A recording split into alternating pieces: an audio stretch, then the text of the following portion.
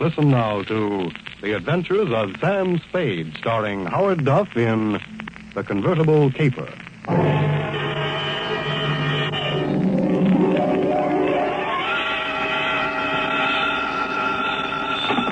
Sam Spade Detective Agency. Me, sweetheart. Sam, I knew you'd have the courage to come back and face it. Well, I'm back, Effie. What shall I face first? You didn't do something else, did you, Sam? Besides what? Besides running away with that woman in a stolen car. You're a little mixed up, Effie. The car was stolen from her. You mean it was her own car? Well, not exactly, Effie. You see, she stole it from somebody else, and then somebody stole it from her, and then I got it back for her. Well, it must have been quite a car to be worth all that trouble. It wasn't so much the car, Effie, as... Body? Sam, I don't understand. Think it over, sweetheart. I'll be right down to dictate my report.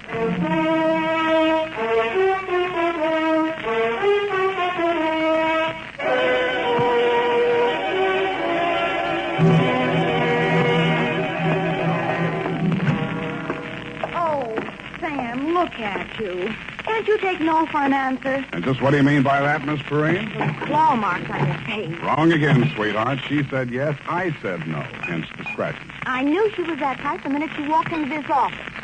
That ankle bracelet and green nail polish. Green nail polish. Well, puce colors. This one goes to homicide, Effie. Oh, not another murder, Sam. What else? To Detective Lieutenant Dunne from Samuel Spade with license number 127596. Subject, the convertible caper. Dear Dunne, it had been a dull morning, but just before lunchtime, things began to brighten up. Her clothes looked like money, and what they were wrapped around looked even better. She eased herself into the chair I pushed up for her, rattled about $1,000 worth of charm bracelet at me, and after she'd arranged her legs, mouth, and eyes to our mutual satisfaction, she allowed me to hear the sound of her beautiful voice.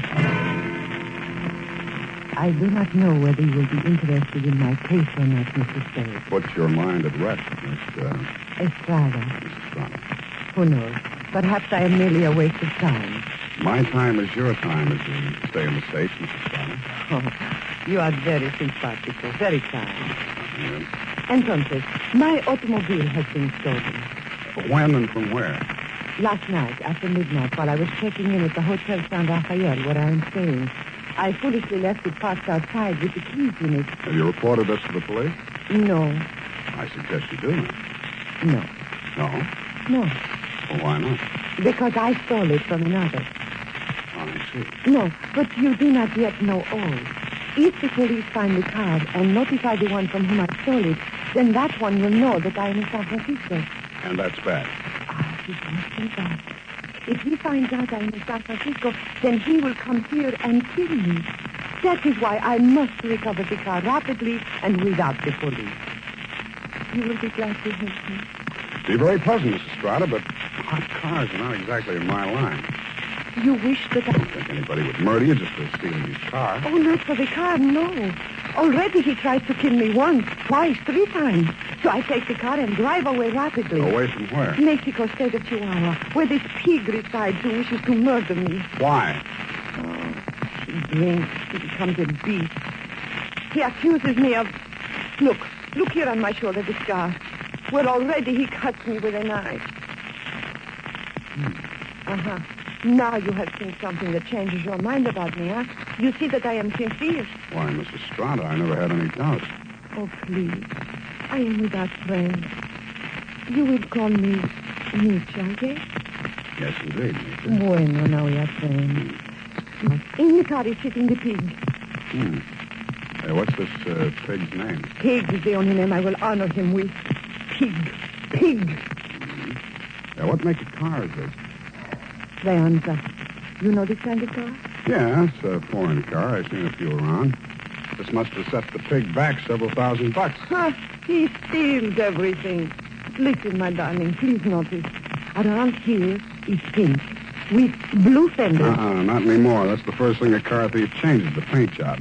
Any other distinguishing marks? Distinguishing marks? Yes. I would think. It has a radio. You don't say. And it has 2 windshield wipers. Well, I'll buzz around, meet you. If I find anything, I'll let you know. My fee is... Yes. Yes, that is something else. I have no money. Oh, that's great. That's just great. But I am sincere. You said so. Look, my darling, take this. It is worth very much. See? This little charm alone. Platinum set with diamonds. Worth very much. You will keep it until I pay you, eh? Adios, Father. Hasta la vista. She thrust the charm bracelet into my hand, bit me on the ear, and departed. I put a Band-Aid on it, ran some cold water over my head, poured myself a stiff slug of bourbon, and examined the bracelet. The dangle she pointed out was a white metal disc with a monogram in diamonds, two vertical bars with a horizontal one on top. It was the Greek letter pi or the initials PT, depending on who had stolen it from whom. I knew it was at least worth my fee. I dropped it into my pocket and went out. My first stop was over on Mission. The sign on the building says, Masterpiece Auto Painting, Joe Rembrandt, proprietor. Sam, long time no see. Hello, Joe. Got something you want painted? No, but I think you may have painted something I want. Sam, you know me. They drive them in the front. We spray the paint on them and push them out the back. No questions asked. That's quite a turnover, Joe. Yeah, we're going big time. Got the exclusive now for the syndicate work in the hill. Is that right? Yeah. What are you looking for, Sam? A murder car? Could be. It's a custom job, foreign car, Deonza. Hey, here's what it looks like. Yeah, convertible. Sure, come in this morning. Two-color job. Which two colors? Canary yellow body, baby blue fenders. Yeah, quite a car, Sam. Quite a snazzy heap. Heath, huh? Yeah. Is that what you want to know? It was. Happy Herman Heath was one of the biggest used car thieves in the city. As I got off the streetcar in front of Happy Herman's lot, a flash of canary yellow paint caught my eye. I strolled down between the rows of cars and found it. Yes, sir, Heath's the name. Happy Herman Heath. Every car on this lot is in perfect mechanical condition. Take your choice. Kind of hard to choose, Herman. There's so many here. Yes, sir. It takes a heap of heaps to make a heap of heap. Yeah. That yellow job with the blue fenders there? Oh, yes, sir, but the motor in that car, it does need some work. Now, over here... Does it run? Oh, yes, it'll run, but over here... This is more what I want. Let me try it. Sounds all right to me. Oh, idling, yes, but needs some work in the transmission of the differential. Mind if I drive it around the block? Well, the mechanics are just about to work on it. Besides, I'm afraid this car is more than you care to invest. Well, let me try it out anyway. Here, I'll leave a deposit. I reached in my pocket for Meech's charm bracelet. He took one look at it, and his expression changed. Well, why didn't you say so? No deposit is necessary. The car's yours. Drive it as far as you like. Thank you, Herman Heath.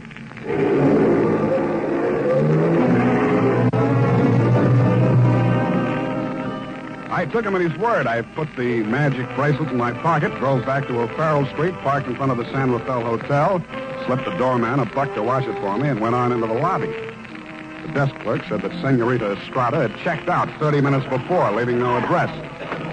I found the house dick in the bar and asked him for a rundown. Yeah, I remember her, Sam. Very nice dish. Any callers, Tiny? Yeah, two guys. Yeah? Went out when they came. Ain't been back since. Who were they? You won't believe it, Sam. One of them was Tom Carey. What's he doing in San Francisco? He's wanted for murder. And I don't know, but there must be plenty in it if he brought him back across the border. He's staying here? Yeah, room 613. Uh-huh. Do me a favor, will you, Tiny? Anything at all, Sam. There's a car parked outside in the loading zone here. Stow it in the hotel garage for me, will you? Upstairs, as far out of sight as you can get it. I went upstairs and rang the buzzer at room 613. The door was opened by a little dark-complected man with hard eyes and Indian features. There was a mean-looking knife in his hand, but he put it away at a nod from Tom Carey. How'd you find out I was in town? Not from Meecha. I don't know how much she told you, Sam, but if she told you this much, she was 11. It's $1 million caper. And you know some of the things I've done for less. What's in it for me? What'd she pay you? Nothing. She left this charm bracelet in Hock. Now, boss, I caught him now. Shut up, Falcon. Give me that bracelet. Mine. Watch it, Tom. Don't crowd me. I got something bigger than this, or you wouldn't be here. All right, Sam, what do you want? I want to hear you talk. I guess you know I've been down Mexico way. I'm listening. I got a little business down here, garage business. Running hot cars across the border from the States? We cool them off. Little body work and his serial number, like plastic surgery. Sounds like a good business. You shouldn't be neglecting it. You met the dame. She says you want to kill her. I was off my trot. I scared her. I didn't mean anything. I thought I could scare her into sticking around. I'll let Parko nick her shoulder a little bit. Oh, just a little bit. Yeah. I figured her wrong. I know that now. If I could see her for 5 minutes just to talk to her, I know it'd be okay. I can't help you, Tom. I want to talk to her myself. Listen, she hasn't got a penny, only that car. She figures I'm peddling that. Not anymore. She already sold it? Some car thieves took it. She hired me to trace it. Listen, Sam. Maybe broke in a strange country. I'd look good to her again. Look. Here's $1,000, Sam. Oh, this is so sudden, Tom. Nothing. When you see her again, give her that bracelet back, yeah? It was a present from me. And whatever you do, don't find that car. Okay, Tom, it's a promise. Thanks, man. Only one thing I don't understand. You said it was $1 million caper. I meant that. She's worth $1 million to me, Sam. The girl, Tom? Or the car? Oh, I wish you hadn't asked that question, Sam. I really do.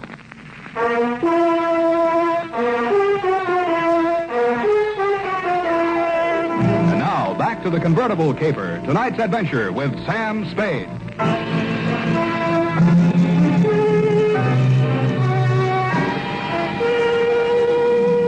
When Tom Carey said $1 million caper, he meant just that. He never risked a rap for less than $100 grand, and no dame that ever lived was worth more to him than a hot mink coat. If Nietzsche wasn't the $1 million package, the car was. I didn't know what was in it. With Tom, it might be diamonds, dope, smuggled Chinese, or just plain money. So I went back to the hotel garage.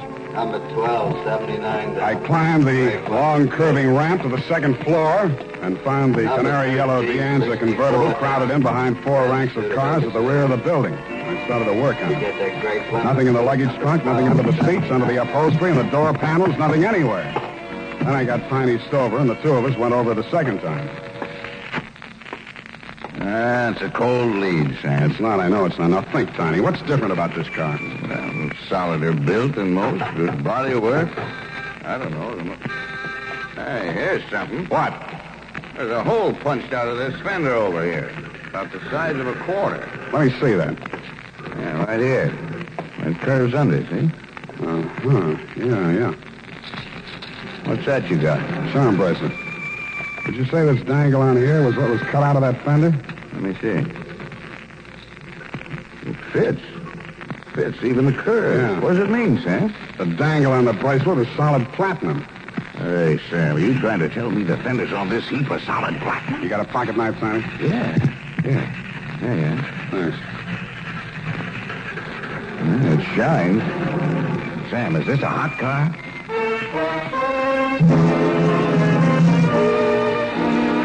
I didn't answer him. I didn't have to. He looked from the gray-white gleam of the bracelet shine to the square of paint I'd scraped off the fender and answered the question himself.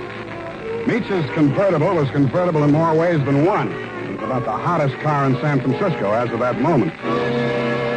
After I'd left the garage, I tried to phone Tom, but he wasn't in. I had an uncomfortable feeling he was out looking for me. He was. As I stepped out of the phone booth, there was a rush of air past my left ear.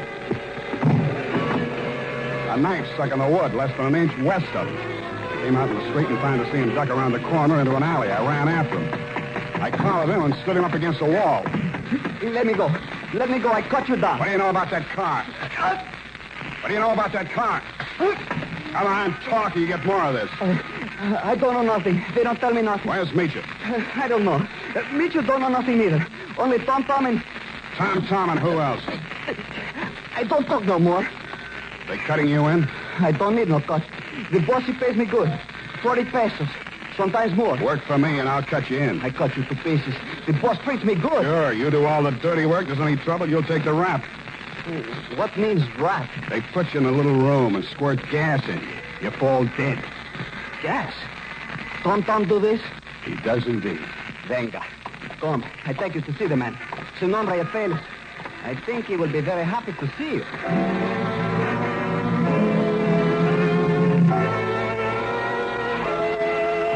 The place Paco took me to was about as high on Russian Hill as you can get. The house was old, faced in brownstone, and had a high iron fence around it. On the gate was a nameplate, H.H. Lovelace. When I opened it to go in, I noticed that Paco was no longer with me. Oh, Mr. Spade, come in, come in. The gray-haired gentleman who greeted me was wearing a wing collar, a carnation, and a very distinguished air.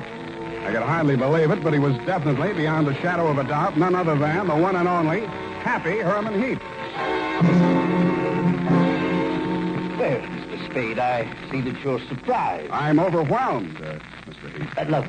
Lovelace, that is the correct name. For my avocation, I selected my first and second names, the H.H., you know. My full name is Herman Heap Lovelace. About that car, Mr. Spade. Yeah, about that. I must own that you outwitted me. I was rather proud of my little device, the disc on the charm bracelet, you know. When you showed it to me at the my business establishment, I naturally thought you were authorized to take the car. Yeah, naturally. However, I'm not averse to enterprise in a young man, and I'm prepared to pay for my blunder. You said $1 million I still couldn't accept, Mr. Lovelace. Oh, why not? I was hired to recover that car for my client. It's not mine to sell. Well, it's certainly not hers. I don't care whose it is. All I know is that my client's life is in danger, and it has something to do with that car. Miss Estrada? Yeah. Excuse me one moment. Spade has arrived. Hello, Papa. That's all she said. And she stood there looking at me in that way that made you not care who she was double-crossing or why. Then she turned to Lovelace, alias Herman Heap. How much does he know? Alas, everything, I fear. He has agreed to our terms? Yes. Good. I must have my bracelet back now, Sam. Sure, it's right here in my... I reached in my coat pocket for the charm bracelet she'd given me to keep for her. It wasn't there. It wasn't in any of my pockets. I guessed that it was in one of Paco's pockets. Mitya watched me fumbling, her eyes blazing with anger. Fool, you have lost it. We are helpless without that. I thought it was the car you wanted. Please, one thing at a time. I suggest that we first gain possession of the car. Yes, Lovelace, you are right. First, the car.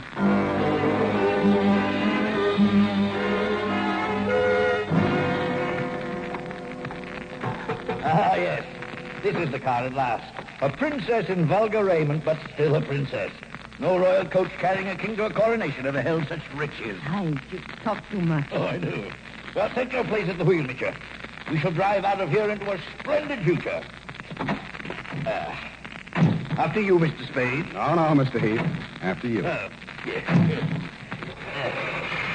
Ironic, isn't it, that with all my varied interests, I've never learned to drive a car. Sarah, tu poco, viejo. You seem kind of shaky, Mitya. You sure you can handle the car down the ramp? I'm very good driver, Guapo. Mitya, stop! Put on your brakes. There's a man coming up the ramp. Pig!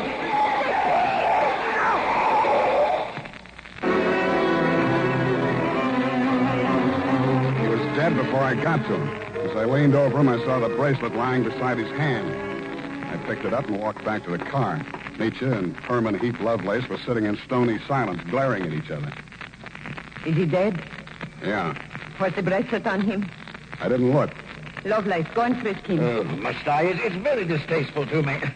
Come, Mr. Spade. You fool. We trust this detective. Go on. Very well. Get in, Sam. Get in. We leave him here. What's the matter? Is something wrong? Oh, nothing at all. Come back here! This is an outbreak! I mean, quick! Come back here, I say!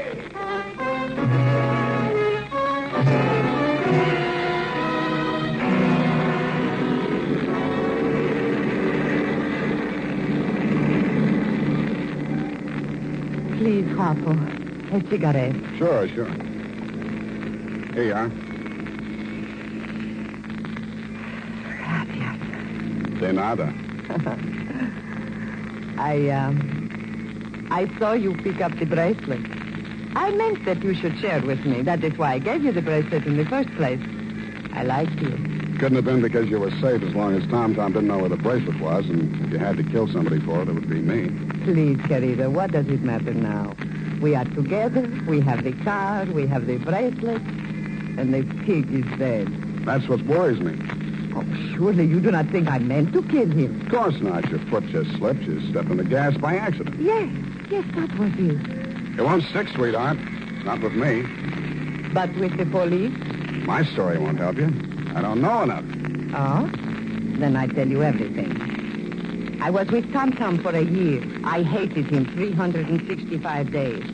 I tried to run away. Always that Paco came after and brought me back. Then, Senor Lovelace came with the car.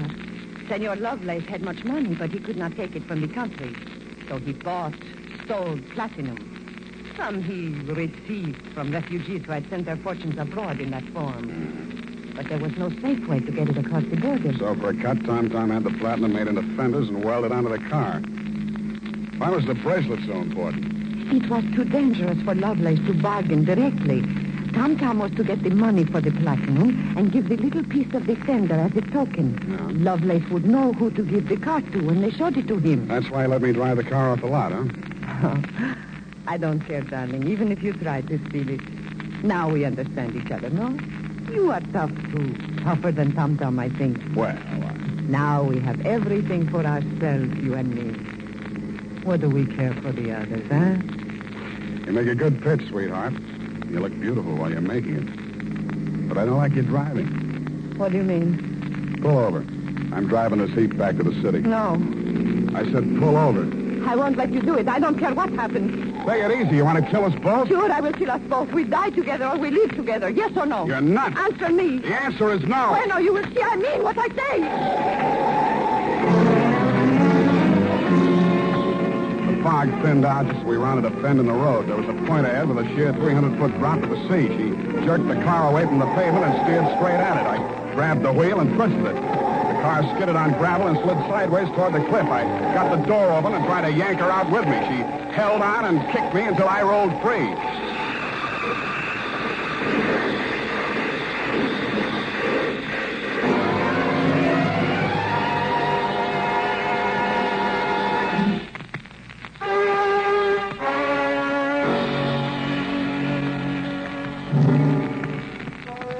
She didn't look very beautiful when I saw her for the last time.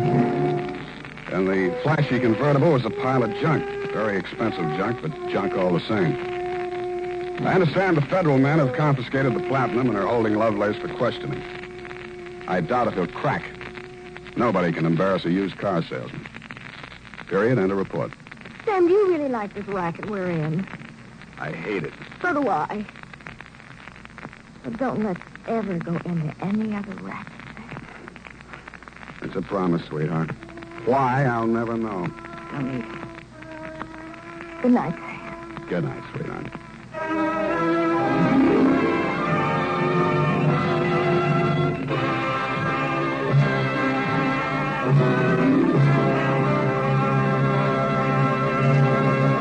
The Adventures of Sam Spade, Dashiell Hammett's famous private detective, was written for radio by Bob Tallman and Gil Dowd, with musical direction by Lud Gluskin. Sam Spade is played by Howard Duff. Lurene Tuttle is Effie. Tonight's program was directed by Elliott Lewis.